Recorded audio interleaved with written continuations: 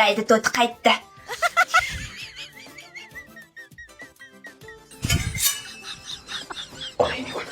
Xotin o'zing bas. O'zing bas xotin.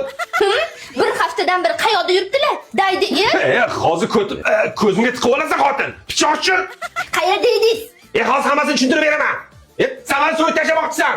Qotil. Kanishni tushuntirasiz. Qulog'im sizda. Kallamni uzib tashlamasang aytaman. Tushuntirishga harakat qilyapman-ku.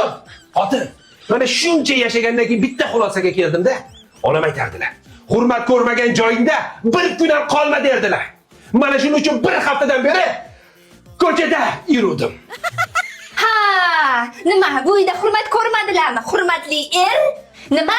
Uyingizdan iloj chiqqanmi? Bu savol emas, bu javob. Ha. Ha, yo'q. Ha. Men uni hozir ko'rib turibman. U atlas kiyib olgan. Qani?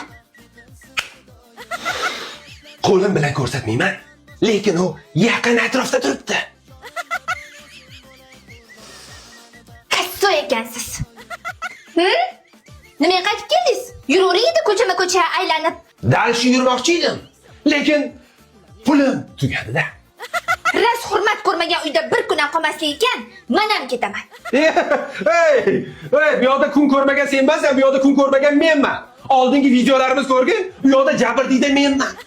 Chag'itmang, men baribir onamnikiga ketaman. U yoqda meni hurmat qilishadi, izzat qilishadi, meni ko'nglimga qarashadi, nima xohlasam berishadi. Bu yoqda bir kun ham qolmayman. O xotin, bu fikrdan qayt. Men borib keldim, bu yerlar uncha zo'r joy emas. Xotin!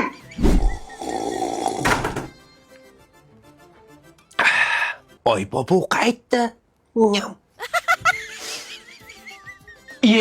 Kesillar. Kim qoptiradi?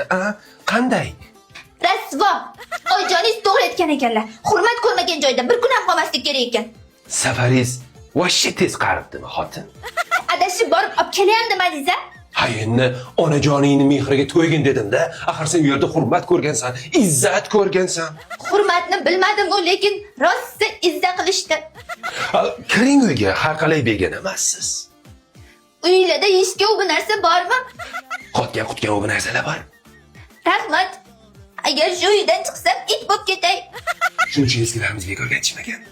O'z uying, o'lan to'shaging.